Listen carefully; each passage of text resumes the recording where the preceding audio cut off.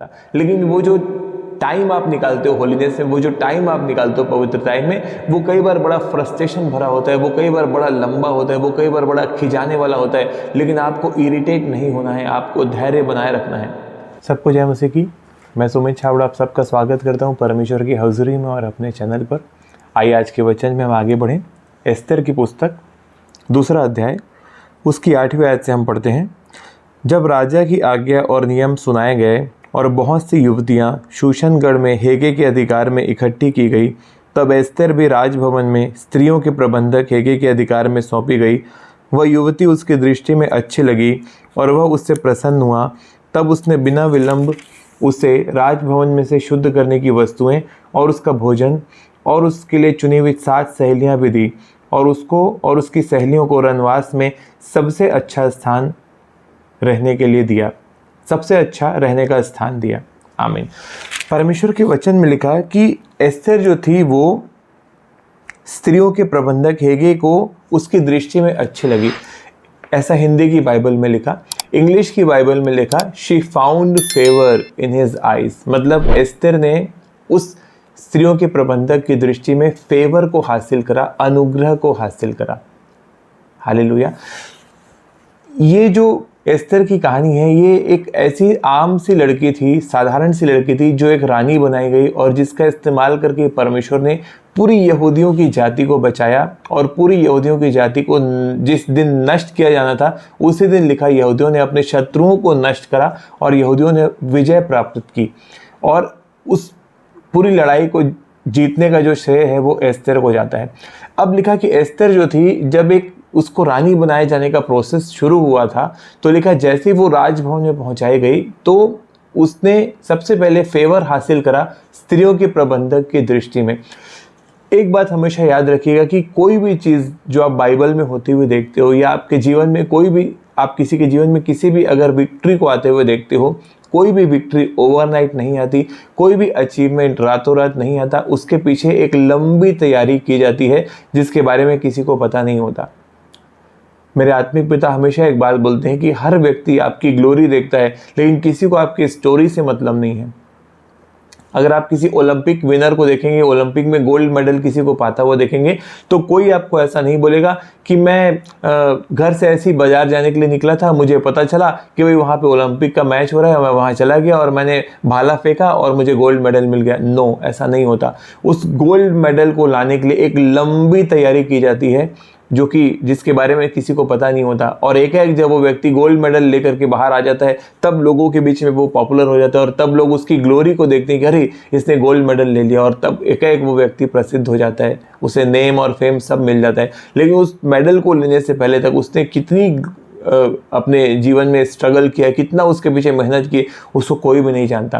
तो ये जो फेवर एस्तर ने हासिल करा, एस्तर ने ये फेवर अपने आप हासिल नहीं करा था। उसके पीछे उसका एक जीवन था पवित्रताई वाला, उसके पीछे उसका एक जीवन था डेडिकेशन वाला, उसके पीछे उसका एक जीवन था पवित्र आत्मा की अगुवाई में चला हुआ।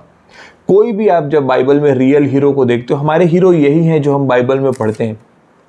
किसी भी अगर आप हीरो के जो हमारे पवित्र शास्त्र में दिया हुआ, अगर आप उसके जीवन को देखोगे, उसने एकाएक परमेश्वर से किसी फेवर को हासिल नहीं करा, उसने एकाएक किसी अचीवमेंट को नहीं लिया। उस अचीवमेंट को लेने के लिए उसने एक लंबी तैयारी की और परमेश्वर के सामने दिन और रात अपने आप को प्रूव किया। और वो ये सिस्टम ही है। आप पवित्रताई में जीवन जी रहे हो और अचानक से एक झटका लगता है और आपका लेवल चेंज हो जाता है, आपको समझ में नहीं आता। लेकिन वो जो टाइम आप निकालते हो होलीनेस में, वो जो टाइम आप निकालते हो पवित्रता में, वो कई बार बड़ा फ्रस्ट्रेशन भरा होता है, वो कई बार बड़ा लंबा होता है, वो कई बार बड़ा खिंचाने वाला होता है। लेकिन आपको इरिटेट नहीं होना है, आपको धैर्य बनाए रखना है। लिखा एस्तर जो थी, ये एक सिस्टम था कि जब जिस समय राजा क्षयर्ष था उस देश का राजा, और जब उसने अपनी रानी को रिजेक्ट कर दिया था कि आगे कोई ये पटरानी नहीं रहेगी और नई किसी युवती की तलाश की जा रही थी जो कि रानी का पद जिसे दिया जा सके। और उन बहुत सारी सैकड़ों युवतियों में एस्तर भी एक आम सी युवती बन करके गई थी और सबसे पहले उसने फेवर लिया स्त्रियों के प्रबंधक हेगे के द्वारा। और लिखा उसने रनवास में सबसे अच्छा स्थान एस्तर को रहने के लिए दिया।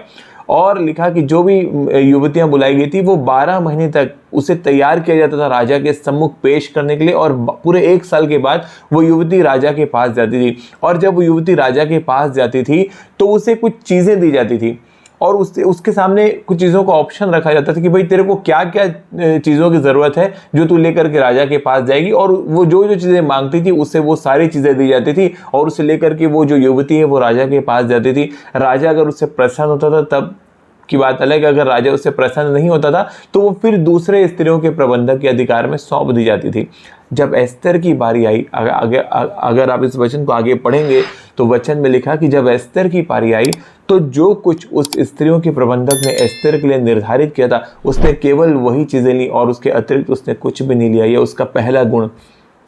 उसने बोला मेरे लिए क्या ठहराया गया है मुझे बताओ, अच्छा ये 3-4 चीज़ें इनफ है, दैट्स इट, मुझे यही चीज़ें दो और मुझे कुछ नहीं चाहिए। किसी चीज़ का उसने लालच नहीं करा कि हाँ भाई क्या पता मैं रानी बनूंगी कि नहीं बनूंगी, अभी मौका है, ये भी ले लो, वो भी ले लो, ये भी ऑर्नामेंट ले लो, ये गले का हार भी ले लो, वो कान के इयरिंग्स भी ले लो, कंगन भी ले लो, सब कुछ ले लो, क्या पता रानी बनूं चाहे मत बनूं, लेकिन अभी जो मेरे को मौका मिल रहा है उसका फ़ायदा उठाओ। उसने ऐसी सोच नहीं रखी। उसने बोला आपने मेरे लिए क्या डिसाइड किया है, ये 4 चीज़ें, दैट्स इट, मुझे ये 4 चीज़ें दे दो, मैं अंदर जाती हूँ। और लिखा जब उन लिमिटेड चीज़ों के साथ वो अंदर गई, राजा के भी अनुग्रह की दृष्टि उसके ऊपर हुई, और उसने राजा की दृष्टि में भी फेवर को ऑब्टेन करा और वो रानी बनाई गई। तो ये जो फेवर्स उसने लिए अपने जीवन में, ये हमको लगता है कि यार एक आम सी युवती गई और फटाफट रानी बन गई, ऐसा नहीं है। उसने इसके पीछे एक लंबी तैयारी की। वो एक पवित्र महिला थी, पवित्र लेडी थी, जिसे फास्टिंग का नियम आता था। आगे उसने अपने फास्टिंग के गिफ्ट को इस्तेमाल करा, आगे उसने फास्टिंग के टूल को इस्तेमाल करा और परमेश्वर से उस बड़े फेवर को हासिल करा और अपनी पूरी जाति को बचाया। जो उसने फास्टिंग भी रखी थी वो कोई एक्सीडेंटल रखी हुई फास्टिंग नहीं थी, वो इमरजेंसी में रखी हुई फास्टिंग नहीं थी, उसे आता था फास्टिंग किस तरह से किया जाता है। उसने एक पूरी तैयारी की थी अपनी रानी बनने से पहले अपने जीवन में। God bless you all. आज का वचन आपको आशीषित करे, और मेरा यह बिलीव है कि आप ऐसे जीवन को जी सको कि आप परमेश्वर से उस फेवर को ले सको, आप लोगों के सम्मुख उस फेवर को ऑब्टेन कर सको। आइए मैं प्रार्थना करता हूँ आप सबके लिए। खुदा बाप, मैं आपका धन्यवाद देता हूँ आज के सुंदर समय के लिए। मैं प्रार्थना करता हूँ हर एक सुनने वाले व्यूवर्स के लिए परमेश्वर, तथा वीडियो को देखने वाले व्यूवर्स के लिए मेरे सामर्थ्य परमेश्वर, ये अपने जीवन में ऐसे लाइफस्टाइल को जी सके परमेश्वर, ऐसे तरीके से अपना जीवन जी सके कि आपका स्वर्गीय फेवर इनके ऊपर आकर के ठहर जाए परमेश्वर, और लोगों का फेवर भी इनके जीवन में काम करे मेरे सामर्थ्य परमेश्वर। सारी अंधकार की ताकतों को यीशु के नाम से मैं इनके जीवन से बांधता हूँ, कैंसिल करता हूँ, और धन्यवाद के साथ प्रार्थना प्रभु यीशु मसीह के नाम से मैं मांगता हूँ, आमीन आमीन। God bless you all. मिलते हैं अपनी अगली वीडियो में। चैनल को सब्सक्राइब जरूर करें, वीडियो को शेयर करें, लाइक करें, अपने डियर वंस के पास भेजें, और परमेश्वर की गॉस्पेल को बढ़ाने में हमारा साथ दें। God bless you all. जय मसीह की।